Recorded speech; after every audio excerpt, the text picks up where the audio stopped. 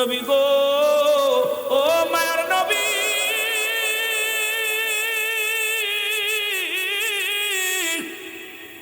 আপনার আলকামা বড় মৃত্যু যন্ত্রণায় কষ্ট পায়, আপনার আলকামা বড় কষ্ট পায় ইয়া রাসূলুল্লাহ, ইয়া হাবিবাল্লাহ।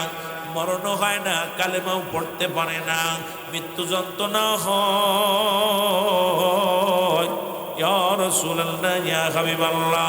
আল্লাহর নবী বলে, সাহাবীরা রে, তোমরা যাও, তাড়াতাড়ি যাও, আমার আলকামার চারিপাশে দাঁড়ায়া দাঁড়ায়া দোয়া করার পর আশহাদু আল্লাহ ইলাহা ইল্লাল্লাহু ওয়াহদাহু লা শারীকা লাহু ওয়া আশহাদু আন্না মুহাম্মাদান আবদুহু ওয়া রাসূলুহু লা ইলাহা ইল্লাল্লাহু মুহাম্মাদুর রাসূলুল্লাহ সাল্লাল্লাহু আলাইহি ওয়াসাল্লাম।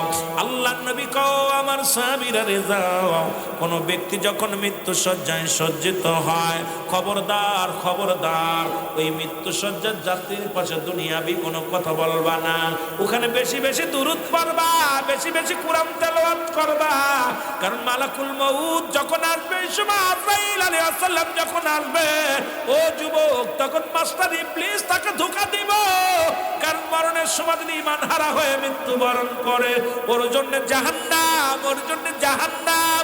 আমার আল্লাহ রাব্বুল আলামিন ওই বান্দার জন্য জাহান্নাম নির্ধারিত করে রাখছে, কারণ আজরাইল যখন এসে ধরবে, তখন ও শেষ নিঃশ্বাস পর্যন্ত আপনার ইবলিস ওয়াসওয়াসা করবে, কারণ আপনার ঈমান হরণ করে মৃত্যুর জন্য চেষ্টা করবে। আমার যুবক ভাইয়েরা, আমার বন্ধুরা আমার, শুনে নাও, হযরত আলকামা রাদিয়াল্লাহু তাআলা, ওনার পাশে নবীজি পাঠা দিলেন, যাও, তাড়াতাড়ি যাও, যাইয়া হযরত আলকামার চারিদিকে বৈশা বৈশা দাঁড়াইয়া দাঁড়াইয়া দোয়া করো, কালেমা পড়ো, তওবা করো, কুরআন তেলাওয়াত করো, যেন মৃত্যু যন্ত্রণা লাঘব হয়ে যায়। সারাদিন ভরে সাহাবীর আলকামার চারিপাশে দাঁড়াইয়া দাঁড়াইয়া কুরআন তেলাওয়াত করে, দোয়া দুরূদ পড়ে, কালেমা পড়ে, কিন্তু আলকামার মৃত্যু যন্ত্রণা কমেও না, মরণও হয় না, মরণও হয় না, যন্ত্রণাও দূর হয় না। নবীর সাহাবীরা দৌড়ে আসলেন, বলে, ইয়া রাসূলুল্লাহ, ইয়া হাবিবাল্লাহ, আপনার আলকামার তো মৃত্যু হয় না, কালেমাও পড়তে পারে না, নবী গো,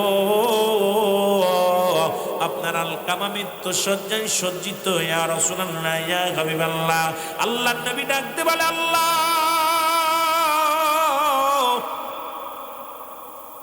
আল্লাহর নবী রাহমাতুল লিল আলামিন দুটি হাত উঠায় দিয়ে ডাকতে বলে, রব্বি কারীম, তুমি আমার আলকামারে মাফ করে দাও, জবানের মধ্যে কালেমা জারি করে দাও, আমার আলকামা যেন কালেমা পড়তে পড়তে মৃত্যুবরণ করতে পারে না আমার আল্লাহ। সঙ্গে সঙ্গে আল্লাহ কয়, জিবরিল, তাড়াতাড়ি যাও, আমার হাবিবকে যে বলো সে যেন হাতটা নামায় নেয়, কারণ আজকাল কামার দোয়া আমি আল্লাহ, আজকে আমার নবীর দোয়া কবুল করতাম না। এই দুনিয়ার মধ্যে যার জন্য আমার হাবিব ওকলাতি করে, যার জন্য দোয়া করে, সেই ব্যক্তির মা দুনিয়ার মধ্যে এখনো জিন্দা। জোরে জোরে চিল্লায় বলা যাবে না আল্লাহু আকবার, আর একটু জোরে জোরে চিল্লায় বলা যাবে না আল্লাহু আকবার। এ যুবক, নবীজি হাতটা নামায় ফেললেন, জিবরিল আমিন কয়, হুজুর হাতটা নামায় আলান। নবীজি হাতটা নামায় ফেললেন, আমার নবীজি এক দড়ি চলে গেলেন আলকামার বাড়ি, সালাম দা, আসসালামু আলাইকুম ইয়া আহলাল বাইত, ভিতর থেকে ওয়া আলাইকুম আসসালাম। নবী ডাক, দেখো মা, আমি আপনার কাছে জানতে চাই গো, আমার আলকামা কি দুনিয়ায় কোনো অপরাধ করেছে? আমার আলকামা কি আপনারে কোনো কষ্ট দিয়েছে? যদি দিয়ে থাকে তারে মাফ করে দেন।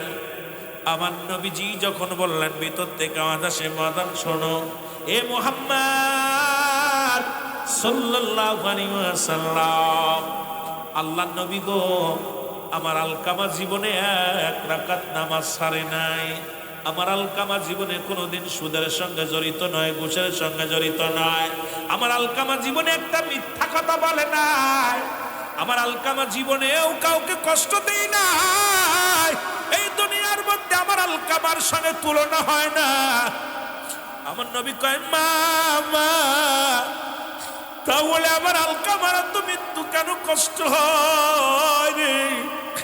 ওরে যখন দেখবেন মরণ পথের যাত্রী কত কষ্ট হয়। রব্বুল আলামিন তুমি আমাদের মরণটা সহজ করে দিও। জোরে জোরে চিল্লায় বলো মারহাবা, আল্লাহু আকবার।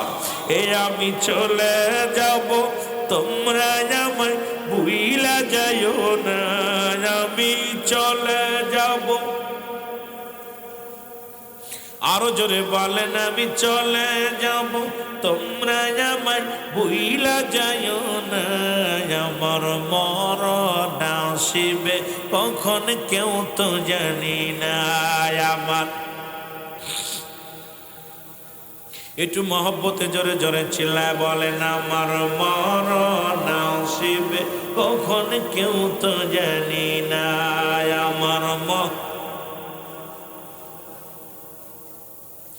টাকা পয়সা দালান কোটা যাহা করেছি সব কিছু ফেলাইয়া আজি একাই চলেছি রে। আমি সব কিছু ফেলাইয়া আজি একাই চলেছি।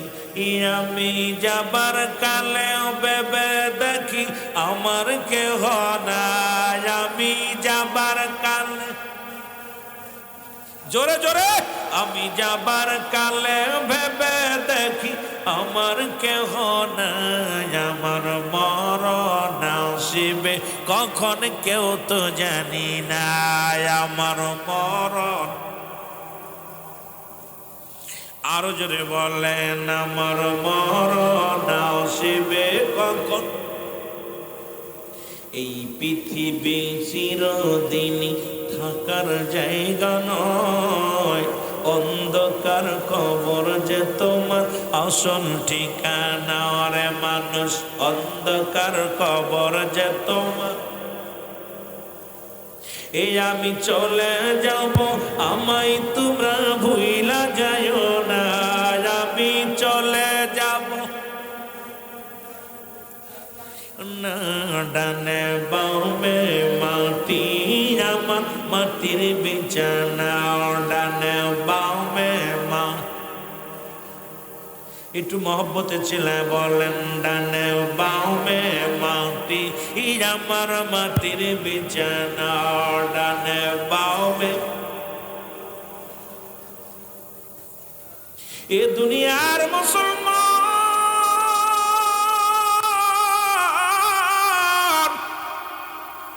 অল্প সময় আপনাদেরকে নিয়ে কথা বলবো। রাত 12টা পার হয়ে গেছে। আপনাদেরকে কষ্ট দিব না, অনেক কষ্ট করে বিদামাটির মধ্যে বয়ে আছেন। আমার নিজেরও নাক বন্ধ হয়ে যায়, ঠান্ডা লাগে, যেহেতু বৃষ্টির পানি সহ্য করতে পারি না।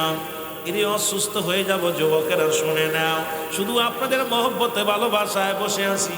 এই পানির মধ্যে ঠান্ডার মধ্যে বয়ে আসি রে যুবক, শুনে নাও।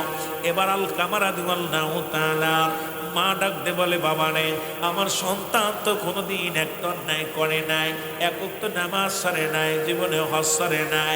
আমার সন্তানের মতো কোনো কেমন সন্তান দুনিয়ার মধ্যে নাই। আমার নবী কয় মা, তাহলে আপনার আমার আলকামার কেন এত যন্ত্রণা হয়, কেন মৃত্যু হয় না, কেন আমার আলকামার এত কষ্ট হয়?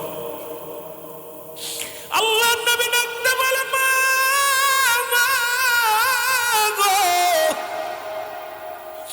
তুমি আমার আলকামারে মাফ করে দাও গো মা। মা ডাকতে বলে বাজার নেই, আমি জীবনেও কোনোদিন মাফ করতে পারবো না। ওই বাবা মা গো, তোমার সঙ্গে কি ব্যবহার করেছে বলো? ওই বাজার নেই, সারা জীবন আমার আলকামা একক তো নামাজ ছাড়ে নাই, হজ ছাড়ে নাই, জাকাত ছাড়ে নাই, কিন্তু দুনিয়ার মধ্যে বিবির প্রতি গুরুত্ব ছিল তার বেশি। কারণ আমি মার প্রতি তার গুরুত্ব ছিল কম। আমি মার কোনো কথা তাই মূল্যায়ন করতো না, শুধু বোর কথা শুনতো, বোর কথায় গুরুত্ব দিত বেশি। কারণ বউ যুবকেরা শুনে নাও, আমি মাঝে মাঝেই বলি পৃথিবীর মধ্যে বউ যদি মরে যায় বউ পাওয়া যাবে, সুন্দরী বউ মারা গেলে কালো বউ পাওয়া যাবে, কালো বউ মারা গেলে ও মুসলমান বাড়ি বউ পাওয়া যাবে। পৃথিবীর মধ্যে জনম দুঃখিনীর মা যদি একবার চলে যায়, বাবা যদি হারায় ফেলো, এই পৃথিবীর মধ্যে এত বড় নিয়ামত পাবি না, এত বড় নিয়ামত আর কপালে জুটবো না। সুতরাং বিবিরে খুশি করতে যায় মারে কষ্ট দিস না, বিবিরে সুখী করতে যাইয়া বাবারে কষ্ট দিস না, মারে কষ্ট দিস না। ওই বাবা মার দোয়া করা লাগে না, বাবা মার পর দোয়া করা লাগে না। ওরে সন্তানের দিকে যখন তাকায় ডাকতে বলে রব্বে কারীম, এই সন্তান আমি গর্ভে রাখছিলাম, এই সন্তান আমি জন্ম দিছি রে, আমার আল্লাহ পাকের দরবারে কবুল হয়ে যায়, তোর কপাল পুড়ে যাবে, দুনিয়াও হারাবি আখিরাতও হারাইবি। ও যুবক, এই দুনিয়াও হারাইবি আখিরাতও হারাইবি। আল্লাহর নবী ডাকতে বলে মা, মা তুমি কি বললা? কয় বাবা রে, আমার সন্তান শুধু বোর কথা শুনতো, আমার কথা শুনতো না, মূল্যায়ন করতো না, এই জন্য আমার মনে বড় কষ্ট। আমার সন্তানের অপরাধ ছিল এইটুক, শুধু অপরাধ, সে আমার কথা মূল্যায়ন করতো না। আমার দেশের অনেক যুবক আছেন এই চাঁদপুরের যুবকেরা, বউরে খুশি করতে যাইয়া বাবুরা বাসা নিয়ে থাকো, বাড়িতে মা কষ্ট পায়, বাবা কষ্ট পায়, আর তুমি বাসায় বিবিরে খুশি করতে যাইয়া, বিবিরে খুশি করতে যা। আমার দেশের অনেক বক্তারাও বিবিরে লইয়া বড় বড় এসি বাসা নিয়ে রইছে, আর বাবা মা কষ্ট করে। তোর মতো মৌলবী, তোর মতো মুন্সি সমাজের কীট, কারণ তোদের কারণে আজকে সমাজ নষ্ট, জাতি নষ্ট। বাবা মারে কষ্ট দিয়া যদি চাকরির সুবাদে যদি মা বাবা খুশি হইয়া যদি আপনাকে পাঠায়, সেটা হলো ভিন্ন ব্যাপার। কিন্তু মুসলমান, আজকে মার কথা, বিবির কথা হই না মাকে ধমক দাও, বিবির কথা শুই না বাবারে ধমক দাও। তোমার নিজের কপাল নিজে পুরাইলা, জীবনেও কপালটা পুরাইলা। এমন দুঃখিনী মা যদি পিতা মাতার থেকে গুনাহ যদি মাপ নিয়া না মরো, তোর কপালে জাহান্নাম ছাড়া কোনো গতি নাই। তোদের কপালে আমার আল্লাহ রেখে রাখছে একটা নয়, দুটি নয়। আল্লাহ বলেন বিসমিল্লাহির রাহমানির রাহিম, উইদ্দাত লিল কাফিরিন। আল্লাহ কয় কাফের মুশরিক বেঈমানদের জন্য আমি আল্লাহ প্রস্তুতি করে রাখছি 7টা জাহান্নাম। কিরা কিরা যাবেন একটু জাহান্নামে হাতটা তুলে দেখা। মারা বাবা গুড়ার মানুষ জুবাইর 1 নাম্বার শিক্ষিত, একটাও ভুল করে নাই। এইবার বুঝতে পারছি আমরা শিক্ষিত হয়ে গেল, তাই না? এক কথা বুঝতে গেল বেটা, আমার সাথে থেকে তোর বক্তা বানাই দিব। কত বক্তা এখন, কত বক্তা, 5 নিয়ে কত বক্তা বানাইলাম। তোরা মাগুরার ছেলে আমিরুল আমিন সিদ্দিকে হাত ধরে উঠানোর মতো কেউ ছিল না, হাত ধরে উঠানোর মতো আমি হাজার হাজার আলেম বানিয়েছি, আমার হাজার হাজার আলেমরে বক্তা। আল্লাহ আমার এই হাত দিয়ে বক্তারে ড্যাস উঠেছে, কিন্তু আমি মাগুরার সন্তান পাই না। আমি অনেক সময় বলি, আরে যখন বেটা একটু আয়, সময় দে, সময় দে, কিন্তু খালি বাড়ি বইবি, লেখাপড়া কয়ে খালি ইমামতি নিবি, ইমামতি। আরে ইমামতি নিয়ে ওই যে সীমাবদ্ধ মন বড়, এত ছোট হয়ে যায় সন্নিত, ও আর কোনো কিছু করতে পারে না ওর মধ্যে। কথা বুঝেননি? ইমাম মানে নেতা, এখন ওরা মনে করে ইমাম মানে আমরা চাকর। কথা বলেন ঠিক কিনা? এই জন্যে ছেড়ে দিয়ে আয়, পথে আয়। আমার বাবা মা, আমার আব্বা বসে আছে। আহারে, আমার বাবার স্বপ্ন ছিল, মার স্বপ্ন ছিল। আমি বলতাম আব্বা এই কালেমা, আগে কালেমা পড়িতে মনে করতাম ভিক্ষা করা মৌলবীরা। কথা বলছেন, ফকিরা ভিক্ষা করে না, লা ইলাহা ইল্লাল্লাহ, মা ভিক্ষা দাও। আমার আব্বা বলতো বাজান আমি তোর ইনকাম খাতে চাই না। আমার মায় বলতো বাবা তোর ইনকাম খাতে চাই না। আমি একবার পালায়ও চলে আসি এই বাড়ি, আমার মামা বাড়ি, এই সরোয়ার, আরেকটা কি যেন মাওলা সরোয়ারের বাড়ি, 2 মামা বাড়ি আইছি। তা উন্ডা তো মামারা তো অনেক, একবার আইলাম, পড়ালেখা করতাম না, মা তো চাই পড়তাম না, এই বিক্রি করা মৌলবি পড়তাম রে। আব্বা মার স্বপ্ন ছিল বাজান আমরা তোরে দরকারে তোরে কিছু করে দিব আমরা, কিন্তু লেখাপড়া তোরা জানাজা পড়বি। আমার মায়ের স্বপ্ন, বাবার স্বপ্ন, তো তোরা আমার জানাজা পড়বি তুই। আজকে শুধু জানাজা পড়ি না, মহান মালিক দয়া করে এমনও করছে আজকে শত শত আলেম বানাইতেছে, খালি আল্লাহ পাক করাইতেছে, আমি করতেছি। কারণ বাবা মায়ের স্বপ্ন পূরণ এখনো করতে পারেন, বাবা মা দাদা দাদি নানির জানাজা পড়েছে, দাদা দাদির জানাজা পড়েছি ছোট্টবেলা। এইরকম স্বপ্ন পূরণ করেছে আল্লাহ। কিন্তু এই জন্য তোদেরকেও বলি, তোরা আয়, আমি সিদ্দিকি মাদ্রাসা করলাম, মা আমিনা সিদ্দিকিয়া মডেল মাদ্রাসা। আমি যে এখন বাড়ি থাকি, আমার এলাকার ছেলেরা, চাঁদপুরের ছেলেরা, তোরা লেখাপড়া যারা করেছে, আয় কাছে আয়, তোদেরকে একটু উঠায়। আমি রুল কদিন বাঁচবো, আরো 2 সাইডটা তৈরি করে থুয়ে যাই। মাঠে ময়দান ওয়াজ করবি, বড় বড় মাথা উঁচু করে, নত সুরে নয়, মাথা উঁচু করে ইসলামের বিজয় গান গাবি। কিন্তু তোরা বাড়ি বইয়া থাকলে তোদের পাবো কই? আমি তার খুঁজতেও পারি না। আমার বাবা মাঝে মাঝে কষ্ট হয় যে তোরা আয়, মাগুরা থেকে শত শত রুল আমিন বেরোক। যেমন আমাদের বাংলাদেশের 1 নাম্বার প্লেয়ার ছিল সাকিবুল হাসান, ঠিক কি না? এই কথা কর না কেন? আজকে আমরা মাগুরার মানুষ বুঝি নাই বলে তারা মামলা দিছে। এরে জানেন বিশ্বে, আমি তো বাংলাদেশ অন্য প্রান্ত থেকে যাই, মাগুরার আছেন 1 নামে সাকিবের এলাকা। আমারও স্বপ্ন ছিল রুল আমিন সিদ্দিকী। এখন বাংলাদেশে, এশিয়া মহাদেশে মহান আল্লাহ পাকের দয়া করে 4-5 জন বক্তার ভিতরে আল্লাহ পাক আমাকে জাতীয় পুরস্কার প্রাপ্ত, আমি জাতীয় পুরস্কার পর্যন্ত পেয়েছি। আল্লাহ এই সুযোগটা দান করেছে। সুতরাং এগুলো আনতে গেলে আমাদের সময় লাগছে। আমিও চাই ঘরে ঘরে রুল আমিন হোক, ঘরে ঘরে ওই প্লেয়ার নয়, আলেম হোক। নিজের বাবা আর নিজের সন্তান জানাজা পড়ুক, নিজের মায়ের জানাজা করুক, নিজের ভাইয়ের জানাজা পড়ুক, সেই আলেমগুলো তৈরি করতে হবে। জোরে বলেন ঠিক কিনা? কিন্তু দুঃখ, হাতি দেওয়ার মতো আমি পাই না সাথে। এই যে আসার পর আমার মাহফিল বলি, যখনই মাগুরা মাহফিল হয় একটাই দাবি করি, তোরা আয় আমার কাছে, আমরা বসে একসাথে মিশে আমরা চলি। কারণ মাগুরার বুকে শত শত রুল আমিন হোক। হাজার একটা বাতি থেকে বাতি নিলে বাতির কমে না, হাজার হাজার বাতি জ্বলবে এক বাতি থেকে। বাতি কি লস হয়? কথা বলেন, বাতির কি কমতি আছে? যারা বলেন কমতি আছে? একটা বাতি থেকে লক্ষ লক্ষ বাতি জ্বলবে, কমবে বাতির কমবে? আমারও এই স্বপ্ন ছিল, কিন্তু পাইলাম না। মাগুরার মানুষ হলাস, এদের ভিতরে হিংসা। রুল আমিন সিদ্দিকী হলে দৌড় ওঠ আত্মসী, এদের অভ্যাস রাখবে না। আত্মসী কোরআনের বাইরে, হাদিসের বাইরে চললে সুরে মারবো। পিত্ত কোনো মাকসুদ নাই, মাকসুদ স্বয়ং আল্লাহ। আমি তো গুনাহগার, একাধিকবার সরমনার জমিনে গেছি, সারসিনার জমিনে গেছি। আল্লাহ আমার একাধিকবার আমাকে নিয়েছে। আমি সরমনার জমিনে গজল বন্ধু গাইছি, আমি সরমনার পীর সাহেবের সাথে ওয়াজ করছি। ওই যে মরহুম আপনাদের মাগুরার যে এটা ছিল, আপনার কে ছিল যিনি আমাদের আমজাদ আলী পীর সাহেব, ওনার বাড়ির মাহফিল কিন্তু আমি গুনাহগার করেছি। তারা তো হিংসা করে না। আমাদের 2 পাতা পড়িয়া 2 খালি আরে বাবার হিংসায় মন বড়া। এত হিংসা মানুষের শেষ করে দেয়। এই জন্য 3 শ্রেণীর মানুষের দোয়া কয়। 1 নাম্বার ওই হিংসুটে মানুষের কোন নামাজ, রোজা, হজ, যাকাত এগুলো কিচ্ছু কবুল হবে না। জোরে বল আল্লাহু আকবার। একটু মহব্বতের সঙ্গে দুরূদ শরীফ পড়ুন। আল্লাহুম্মা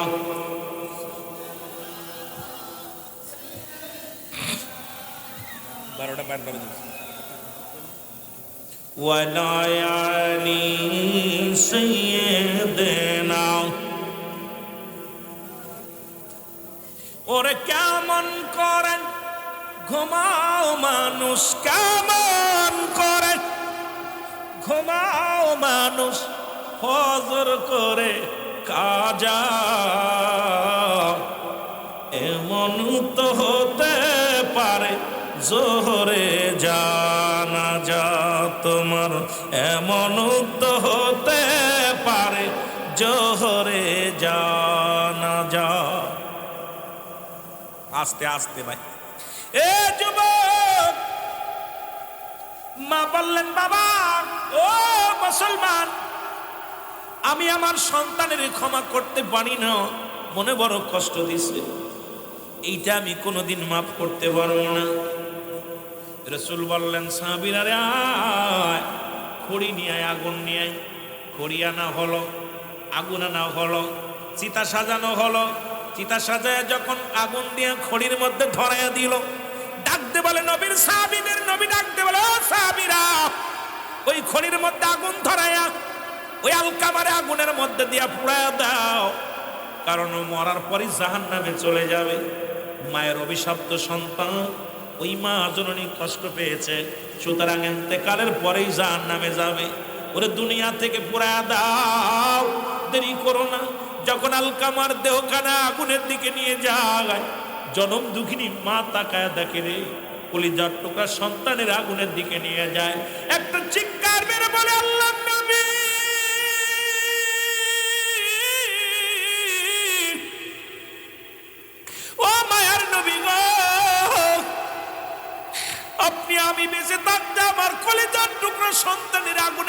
ফেলবেন না।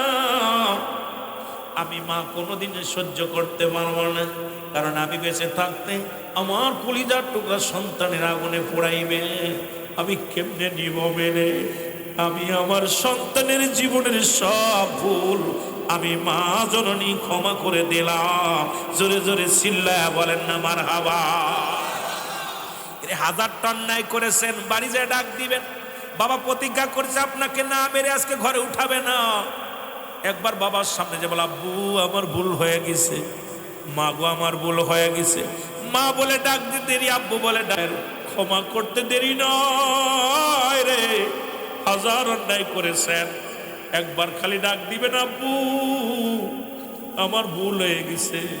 আমার বাবারা সন্তানকে বুকের মধ্যে টেনে নিবে, বাবা মা বুকের ভিতরে টেনে নিবে, কারণ দুনিয়ার মধ্যে এমন বস্তু আব্বা মা, এই ডাকটা যখন কানে যায় লাগে, মা ধৈর্য ধরতে পারে না, বাবা ধৈর্য ধরতে পারে না, সন্তানের সব ভুল মাফ করে দেয়। জোরে বলেন মারহাবা।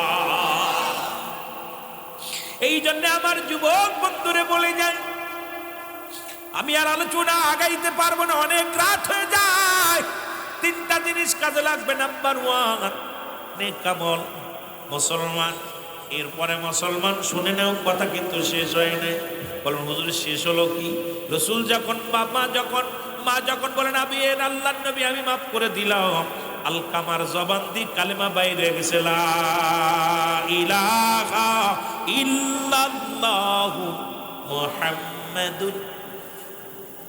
রসুল বলেন সাহাবীরা রে, আমার আলকামার জবান দিয়ে কালেমা বাইর হয়ে গেছে। নবীজি বলেন, আর ও আলকামার মা, আমার আলকামার জীবনটা বড় ধন্য গো, কারণ এমন আমল দুনিয়ার মধ্যে করে গেছে, আর মা তুমি ক্ষমা করে দিছ। ইন্তেকালের পরে রব্বুল আলামিন তার জান্নাতের দরজাগুলো খুলে দিছে। ধরে বলো সুবহানাল্লাহ। আমার দেশে এমনও হাজি আছে, পিটাইছে বাবারে, মারে পিটায় হাজি হয়েছে, বাবারে পিটায় হাজি হয়েছে। আয়া দেখি তসবি পড়ে, এখন ক্ষমা নিতে পারছে কি পারছে না জানি না।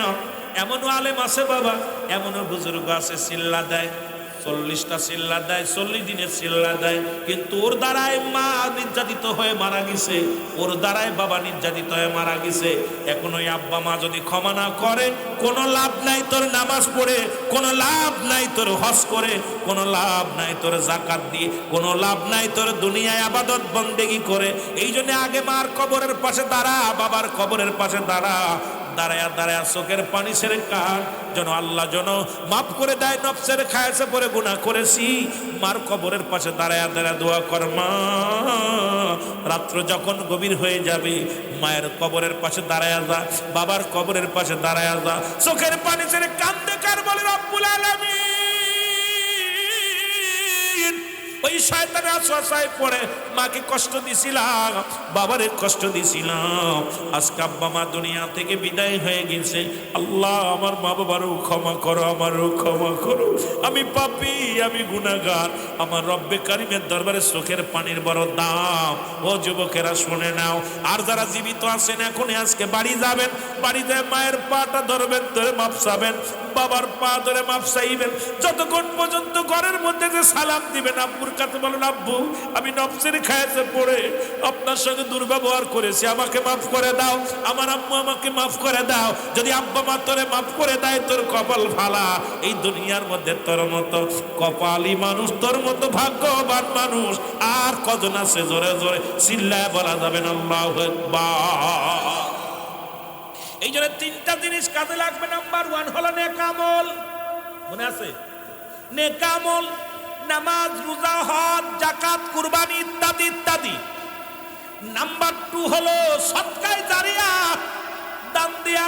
এই যে মসজিদের জায়গা দান করেছেন, মাদ্রাসার জায়গা দান করেছেন, গোরস্থানের জায়গা দান করেছেন, টাকা পয়সা দিয়ে সুন্দর একটা মাদ্রাসা করেছেন, সুন্দর একটা মাদ্রাসা হয়েছে, মসজিদ হয়েছে, পাশেই মসজিদ, কত সুন্দর মসজিদ। বাবা এখানে গোরস্থান, কত মানুষ শুয়ে আছে, যারা শুয়ে আছে তাদের জন্য টাকা পয়সা খরচ করে এই সুন্দর একটা বাগান বানাইলেন, সদকায়ে জারি হিসেবে মুসলমান। নাম্বার 3 হলো এই দুনিয়ার মধ্যে নেককার সন্তান। আজকে আমাদের আব্বা মা যারা আমাদেরকে রেখে গেল, এই দুনিয়ার মধ্যে আমরা যেন দুনিয়ার অন্যায় কাজ ছেড়ে দিয়ে দিনের পথে চলে ঈমান নিয়ে চলতে পারি। আল্লাহ যেন সেই তৌফিক দান করে, জোরে বলেন আমিন। সুতরাং এই জায়গা যে মাদ্রাসা আছে, দাবি করবো আপনাদের কাছে, একটা গাছ লাগান, একটা সন্তানকে আলেম বানান। যে ছেলে মেয়েটা কোরআন শিক্ষা করে আপনার জানাজা পড়বে, আপনার জন্য দোয়া করবে, আপনার প্রতিবেশীর জন্য দোয়া করবে। এই জন্য বাজানটা মাদ্রাসায় দিয়ে লেখাপড়া করাইলে বিফলে যায় না। যদি বলেন কেন, হাজার হাজার মাদ্রাসার ছেলে সেনাবাহিনীর চাকরি করে, হাজার হাজার মাদ্রাসার ছেলে নৌবাহিনীর চাকরি করে, হাজার হাজার মাদ্রাসার ছেলে মুসলমান বিমান বাহিনী চাকরি করে, হাজার হাজার মাদ্রাসার ছেলে পুলিশ বাহিনীতে চাকরি করে, হাজার হাজার ছেলে মেয়েরা মাদ্রাসার স্কুল কলেজে চাকরি করে। আমার যুবকেরা পার্শ্ববর্তী মুসলমান মসজিদে ইমামতি করে, কিন্তু স্কুল কলেজে পড়িয়া দেখান একটা ছেলে মসজিদে ইমামতি করতে পারে। বাবারা আমার, এইবার মসজিদে ইমাম হয়েছে, স্কুল কলেজে ল পাস করে ইমাম হয়েছে। বাজানে এগুলো দেখা যায় না, যদিও দুই চারটা হয়, এরপরে কোরআন চর্চা করে তারপরে হয়। এই জন্য এমন সন্তান বানান যে সন্তানটা কোরআনকে চর্চা করবে, কোরআনটাকে বুকে ধারণ করবে, এই কোরআনের ধারক বাহক হইয়া সেজন্য আপনার জানাজা পড়তে পারে, দোয়া করতে পারে। এই জন্য মাদ্রাসার খেদমত করতে চান কি চান না? আমি একটু হাত উঠায় দেখায় দেন, চান কি চান না? এটা কি মাদ্রাসা? এফজোখানা? এফজোখানা? ভাই অনুরোধ করি, যেহেতু শুরু হয় নাই, ও হাফেজ, ওরদের দরকারের আগে দিবেন। দূরি চাকরি করবে কেন? একটা দিয়ে এখানে মাদ্রাসা চালু করেন, হেফজোখানা শুরু করেন, হেফজোখানা শুরু করেন। আমাদের ইমাম সাহেব হুজুর আছে, তাদের শুরু করবেন, মক্তব পড়াবে, এরপরে নুরানি নজরানা পড়াইবে। শুরু হোক মাদ্রাসাটা। আমিন বলেন, আমিন বলেন, আরো জোরে বলেন। ওখানে মাদ্রাসায় পড়বে, এখানে গোরস্থান, কবরবাসী শুয়া শুয়া হাফেজরা পড়বে। আলহামদুলিল্লাহ, সব হইব ভাই, মন ভালো থাকলে সব হইব, সব হইব। কি হইব কি হইব না, হয়তো দুদিন পরে আল্লাহর দিনের কাজ হইব, আজ হোক কাল হোক, হবে। এই জন্য আমি অনুরোধ করব, মসজিদের মাদ্রাসার কাজ হচ্ছে আপনার কাজের জন্য, উন্নয়নের জন্য যদি কেউ পারেন 10,000 টাকা 5,000 টাকা দিবেন, সিমেন্ট দিবেন, বালু দিবেন, আপনাদের ইমানই যেটা দরকার এটা দিবেন। 2 নম্বর গোরস্থানের দিক লক্ষ্য রাখবেন, আরও জায়গার পরিধি বাড়াবেন। বিশাল একটা কেন্দ্রীয় গোরস্থান হোক, আমার আব্বা নির্দিষ্ট জায়গায় শুয়ে থাকে।